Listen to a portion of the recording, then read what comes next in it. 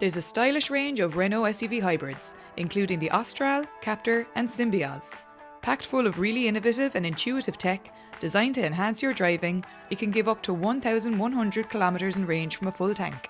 It can run on purely electric up to 80% of the time in urban areas and has all of the latest safety features, including pedestrian and cyclist recognition. Great acceleration thanks to the hybrid powertrain. On this episode of Back Seat Pundits, I was joined by former Munster and Ireland player David Wallace. Hey Google, play Off the Ball.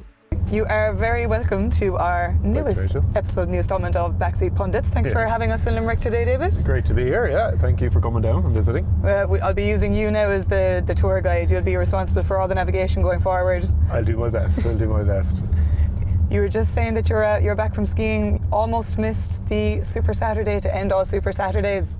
Yeah, just got home in time, thankfully. Got a couple of games down there when we arrived. We're with the O'Garas, so it was a bit of fun to watch with the gang there. We just got home, just arrived, so thankfully we didn't miss too much. I think about 10 minutes of the start of the Irish game, which actually probably was quite a lot, to be honest, because about 3 tries scored at that stage. It was, what an unbelievable campaign it was from all regards. It was predictably unpredictable every week, I think the one fallow week we had this year, I was getting withdrawal symptoms. It was just something that you really look forward to, because I think the standard was pushed on every week. Started by, I suppose, that Ireland-France game. I think everyone might have looked at how France played and used it as a template, but it just seemed to be that the standard and the level of rugby went up and gave us an incredible, I think a lot of people would argue, the best ever Six Nations, with bags of unpredictability and you didn't know which way games are going to go. So it really was good. It kicked off really with the Thursday night in Paris. Yeah. Something we weren't used to, and we should have known after that Thursday that this is not going to be a regular Six Nations campaign. Yeah, it was a bit funny, and there was a Friday night game in Dublin as well too. I think when we didn't see probably the Irish team that we'd recognise as well down in France, and unfortunately I've been on the other side that side of those games as well down in France and in Paris, and sometimes you feel like you're chasing shadows. The game is swirling around you, and you're just trying to catch up with the pace of it. And France are very good like that. When they're not rucking the ball and the game is played at a pace that allows them to create open field and not let the defensive line reset. They are just, they're the world's best at that, and I think Ireland learned an awful lot from that. I know intent, I think, was used about 100 times during the campaign. From all the other teams seem to be using it as well too, and it's rare that you hear that, from Andy Farrell and kind of talking about his team like that. But I think that gives it more power, when he doesn't do it very often. I think everyone knows it's serious, and I think if he was banging that drum or giving out about the team on occasion, or more occasionally, then I think it loses its power. So it's just, again, another mark of his man management and being able to pull the right lever at the right time. Was it always up here so that you trained with Munster? Yeah. Right from the early days when it was the NCTC down below, which is, I suppose, the old sports building as it's called now. So that was where we kind of first came in. My brother Richard actually brought me in, I think, to an Irish gym session. I'd say it was just out of school, could be even in school. That was amazing to go in and do a bit of a gym session with the Munster contingent here that we're training in there, and I learned a lot from Richard, especially, I think, in terms of, because he was living at home at the time, so he would have had a lot of the weights at home. So he was doing power cleans, I think, when very few of the even the professional athletes would have been doing it at the time. So I was 15 or 16. Wow, ahead of the time. So from strength and conditioning point of view. Yeah, it was great. I think he went down to, it was 92, 93. He went down to, in both years, I think he went to New Zealand. One with the Irish team and one with the Lions, and he just came back and said, look guys, your age, 15, 16, whatever it was, are starting to do weights and getting into that, and he was very much into his fitness and was kind of very diligent on that side of things, and learned an awful lot from him. It was great to be able to train with him and learn from him. Of course, Paul then came through as well and learned a lot from him too. And it was lucky to have brothers like that were that were playing at a professional level, and you're just absorbing it all. You can see what it takes then, because not that it would ever come to us as a surprise to someone, the demands, but you saw up close and personal exactly what was needed to succeed at that level. Yeah, the good and the bad, the injuries, all those kinds of things, and how they dealt with those, and trying to come back from those, and sometimes it can be like a little mini pre-season. If the injury isn't too bad, you can come back even stronger, fitter, and faster. But yeah, I mean, I was always asked as a young fella, trying to break through into the Irish team, or even the early days, and it was asked, was there a lot of pressure? Yeah. Because both of them had played for Ireland in the Lions, and I never felt it. I just felt it was a massive bonus that I had them to kind of show me the way and make it realistic as well too. That was kind of part of it. If you can see it, you can believe it. You can do it, and that was always, it was always, I suppose, a bonus in my eyes. Would you critique each other in a positive way? dangerous territory here. Not a positive way.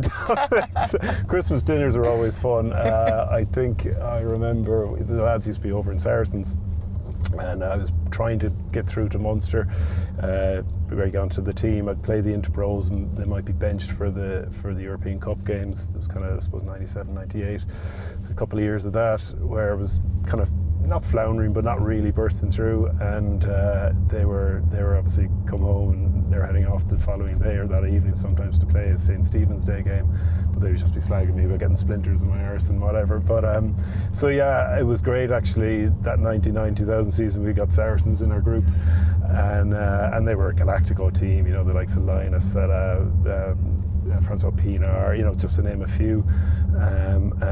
We went over there, we beat them. We beat them back home as well. I think Roger got a last-minute conversion, just in off the post, and to secure two. So that Christmas was great fun.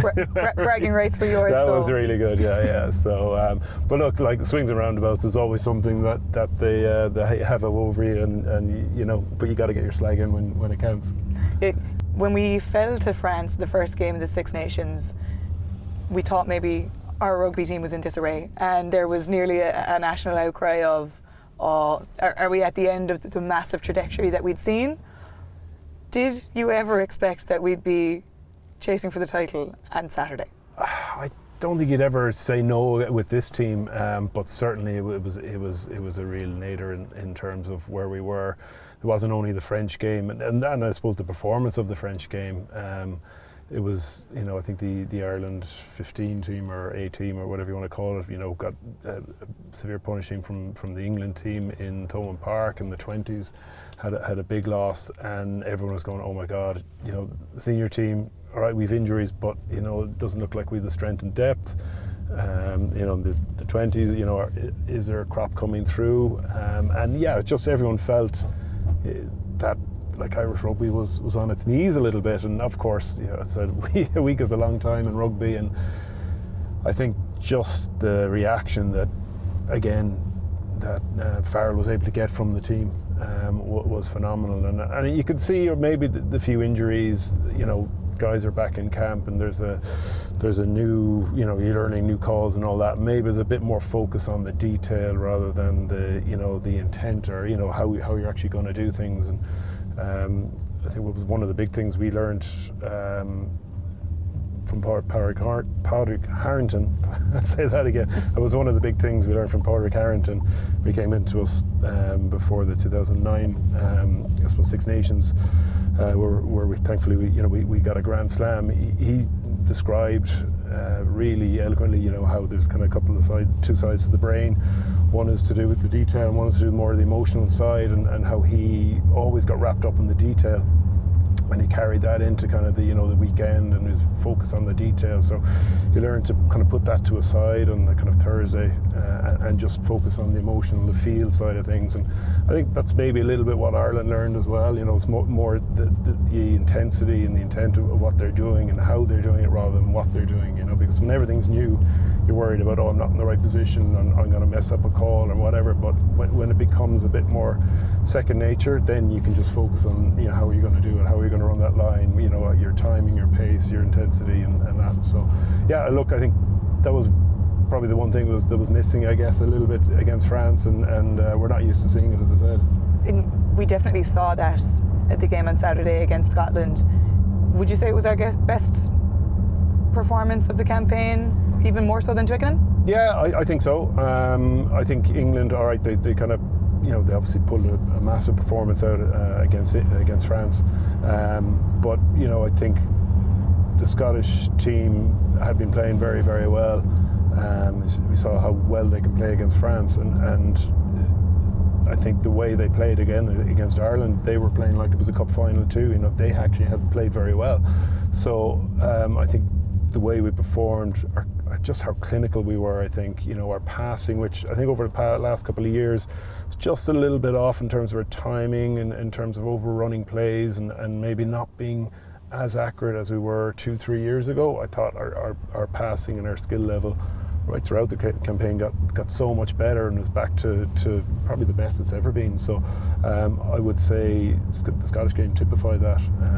So from line-outs were really strong, scrum was really strong, the pace, the breakdown, the way we played, the turnovers we got, everyone had a good game, so it was very hard to pick a man on the match, and even Caelan Dara saying it should have been Tyg Burns. So yeah, look, it really was up there with one of the best performances I've seen from an Irish team. And you mentioned pace there. How important has the introduction of, I'd say, rising star Robert Balakoon, rising star of the tournament at 28, but himself and Tommy O'Brien at the weekend, it just brings a different dimension to this Irish team, doesn't it? That speed. That straight line speed. I think I did a bit of commentary up in Ulster, up in Ravenhill, Ulster-Munster game about 2 years ago, and I think it was the first time I saw Balakoon in the flesh playing, and I was just kind of so in awe of his straight line speed. Actually, he's got a great stepping speed as well, but it just his raw speed was something rare, I think, and how he took his try at the weekend. Not a lot of players could do that, or he had a lot of space, but the defender herring across at him, and you would have backed nearly the defender because he had the angle on him. But Balakoon just not only had the speed but had the strength to get through the tackle, and I think just the finishing ability of having a little step in to make sure that the defender has to check a little bit, and backing the speed to go around him was phenomenal. And I think obviously missing Mac Hansen, James Lowe, Hugo Keenan, that was a stable back three for Ireland, and we were missing them in person, but we weren't missing them because the guys who came in have now staked their claim, and it's up to the guys who are out injured, or have to come back and try and win their place back, and that's a brilliant place to be for everyone. That competition for place is just going to spur everyone on. Yeah, because we were nearly speaking about an injury crisis at the start of this campaign, and when you mention all of those names to add to that list, Boyle, Ryan Baird, Andrew Porter, all out, and come the end of the 5 games, we seem to have an abundance of riches. We're saying, how are we going to even pick a squad? Yeah, I mean, I suppose you got to make hay when there's that opportunity that there is I suppose potential to blood players, and if we didn't have those injuries, we might never have seen the likes of Stockdale coming back into it. McCluskey, I mean, we haven't even mentioned him, and what a performance he had every single game, even in France, where it was very hard to have a good game. He stood out as having a good game, and he seems unflappable. Is what he did in England as well, and that try-saving tackle will go down in folklore. So I think just we're very lucky, and maybe if we didn't have these, we might never see the likes of McCluskey, playing for Ireland, and that, what a shame. That would have been already a ruining the kind of the missed years. You kind of say, well, All right, Balogun had his share of injuries, but McCluskey, it just wasn't being picked, and now you got to say, well, maybe we could have got a lot more out of him. I suppose we'll benefit maybe in that he doesn't have a lot of international miles on his clock. Obviously, he's played a lot for his province, but the punishment of international rugby, we might get an extra few years out of him towards the end. So that's hopefully something we can look forward to. From an Irish perspective, we will probably all give Stuart McCluskey our vote for Six Nations Player of the tournament, but he may lose out, and deservedly so, to Louis Bielbiere. What would your thoughts be there? Yeah, look, he's a phenomenal talent. There's no one with a speed, I think, and finishing ability and agility like him. He's just a joy to watch. So when you see him score 4 tries, you're not really surprised. French wingers, they just seem to brew them. I'm thinking of Vincent Clerc and these guys, just the ball seems to just pop up for them, and it just seems to pop into their hands, and is that just speed? Because I was thinking the same at the weekend. I was like, is this guy just constantly getting the break of the ball, or is he so quick he's able to almost pause for a second or two and let the ball come to him? I think that's it. Yeah, I think he can judge his pace, and he knows he can speed up a little bit, he knows he can slow down a bit, and he can still beat the guy next to him, so he's not flat out sprinting, to get to a ball. He's going at a pace that he can control, I suppose, the direction he needs to go in, and that is always very useful, I guess. Looking forward, World Cup. The 10 debate is something that I think everyone was maybe blue in the face when talking about for a while, but especially with the performance against Scotland, Jack Rowley seems to have cemented his position at 10 there for the foreseeable anyway, especially for the summer tests coming up. Would you be of the opinion that he should almost be given this team now, and no matter what happens in the first game or two, he's given an extra chance just to take charge of that team and be the leader? Yeah, I think so. I don't see any reason, and give him some time. I think it was November of 2024 where I think Prendergast came in, so he's lost a lot of time in terms of international minutes, and playing with that team, and playing in probably a different team than he's playing with in provincially. It's a different style. Your ball is a bit quicker. You have different teammates who are able to do different things, and get used to that. I think that's going to be for the next, I suppose, 18 months coming up to the World Cup.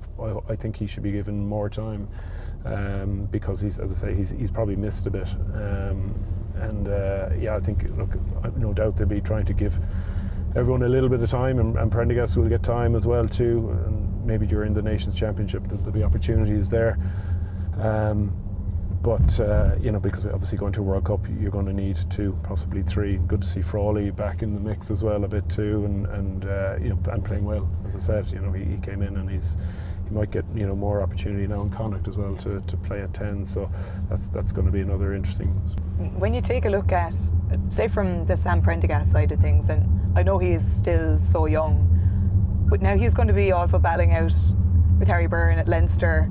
Maybe the same issue that Kieran Frawley had. Now Frawley's at Connacht, he'll get those games, those guaranteed starts, whereas Sam might not have that guarantee of starting at Leinster now. For him, what does this off-season from the international side look like? Is he trying to now just cement his place as Leinster number 10, or just build back up his confidence? Because he does just look like a player whose confidence has taken a knock, and you can have all the skills in the world, but I think once your confidence is on the floor, it's hard to do the basics right, isn't it? It is hard, yeah. It does knock you, and you see certain players who might miss a kick at goal if they're 10s, and it affects the rest of their game. And obviously, look, it's no secret.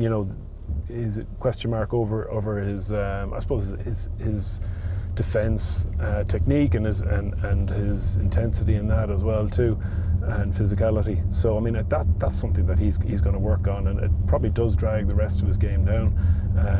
So I think that's going to be a big focus for him, and I think he's probably a very disciplined guy who will work very hard on it. I mean, I think one of the best defenders I ever came across was Johnny Wilkinson. He's one of these guys. He doesn't look big, You think you'd run over him until you run into him. It's like getting hit with a sledgehammer in the midriff. It's nothing to do with size. It's a lot to do with technique, and that's something that can really be worked on. And it's just putting the time to it and getting the right people to give him the advice, and obviously build on his physicality. I don't think he doesn't have the capability of the physical game in him, because he might look tall and thin, but he is very tall. He's probably 6'3", 6'4", so he probably looks slighter than he is, but he's a big guy. So I think once he has confidence in that part of his game, I think it'll help so many of the parts of the game, because as an attacking out half, he really is fantastic and is great to watch. But he's still very young and very early in his trajectory, so I think we need to give him that time to develop.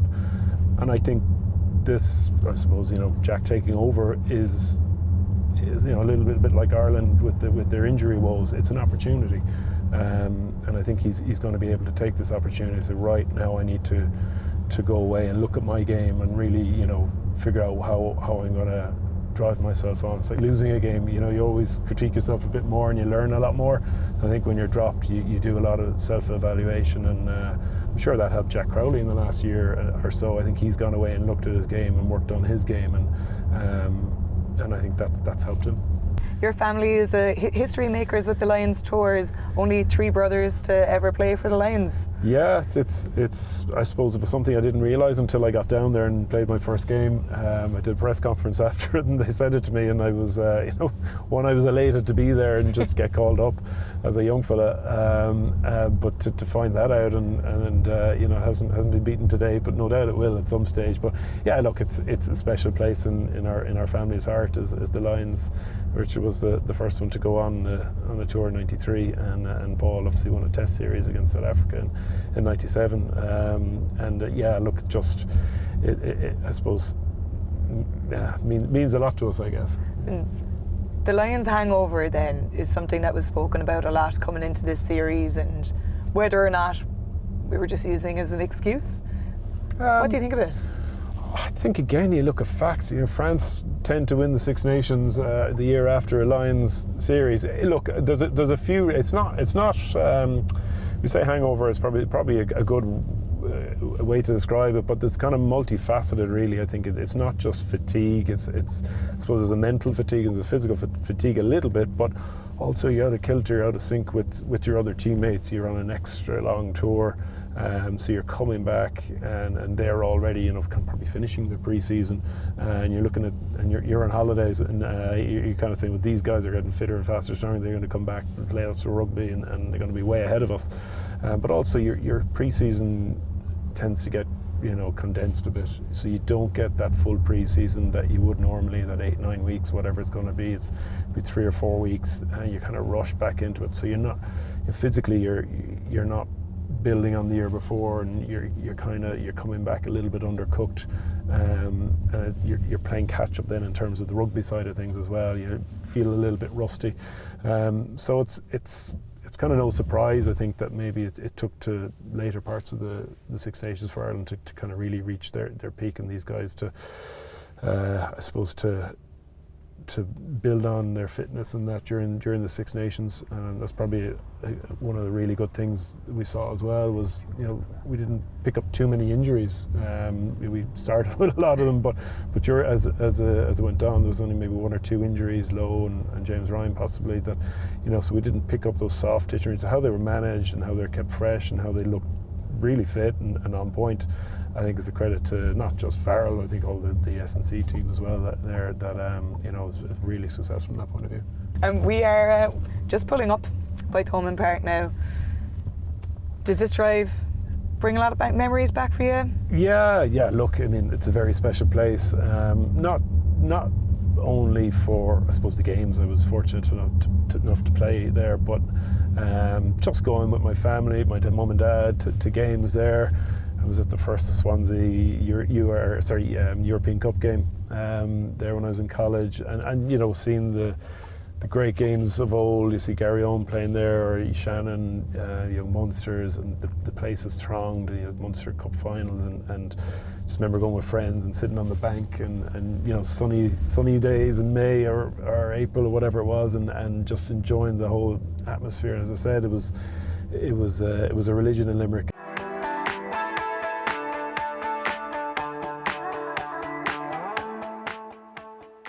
David, international window is wrapping up, which brings us on to club rugby, most notably outside Thomond Park.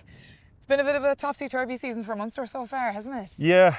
I mean, it started really well. They were beaten the first six or seven games, and since then it's obviously been a little bit stop-starty and dropped a few games. But I suppose one of the benefits of being out of the European Cup is that they get to focus a bit more in the URC and really go for that. See with the Challenge Cup as well, but I think it'll sharpen their minds and focus them and hopefully give them something to aim at. Yeah, because when we take all provinces, 3 playing in the Challenge Cup, only Leinster playing in the Champions Cup. From an Irish point of view, is that put us at a disadvantage?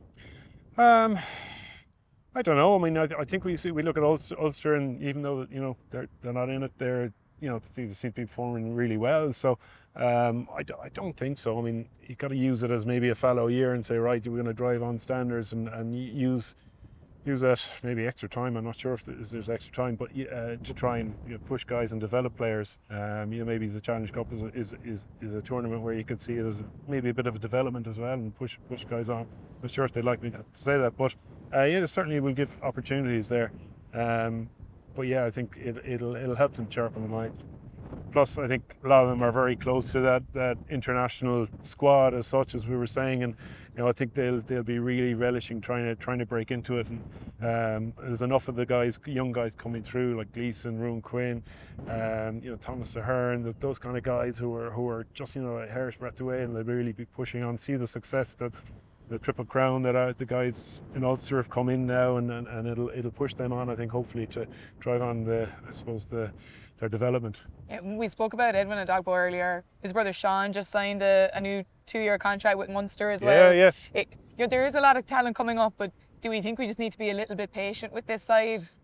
I think so. I don't know if it's patience. I think they'll put enough pressure on themselves to bring themselves up to the mark. But yeah, as you said, Sean Adogbo, saw him playing under 20s and looked like a serious threat, and we've seen a little bit in Munster, but not much. So I'm looking forward to seeing him come through, and that there's a lot of guys playing now in the back row that are vying for positions, and like John Hodnett, who rarely seems to have a bad game, so there's guys there who are going to push each other on, and hopefully they'll really start to get that success. We've seen now Scannell has announced his retirement for the end of the season. How much of a loss will he be? Yeah, big. The experience he brings, and he's a really consistent performer and a kind of high achiever, and I think they'll miss him absolutely. But it gives a chance for other guys to come through, and we saw the opportunities that can be taken in the Six Nations, and hopefully Munster can get something like that too. What do you think success looks like for Munster this year? I think they really want to be vying for URC silverware. I think that's something that they'll be really focusing the minds on. Sometimes it's easier when you just have that one Northern Star to go after. I think they'll be pointing for that. So I think they really want to certainly make the playoffs and do better. I mean, I was here at the Glasgow game I think it was a semi-final a couple of years ago, and which they lost, and I think they're still hurting a little bit from that, and probably want to get back into those kind of scenarios and prove a point. Do you think they'll use the Challenge Cup as more of a ground to blood new players as opposed to something to go really after? I think they will. I think they will go after it, but I think it does give you another opportunity. I think there's that little bit less expectation. Yeah. And I think if they're playing in I suppose the European Cup, it's something that people expect your best team to go out and perform, but if we can put a few players in the European competition, I think that'll be really strong as well. Yeah. David Wallace, thank you so much for joining us today at Back Seat Pundits. Brilliant, thanks for having me, Rachel. Yeah.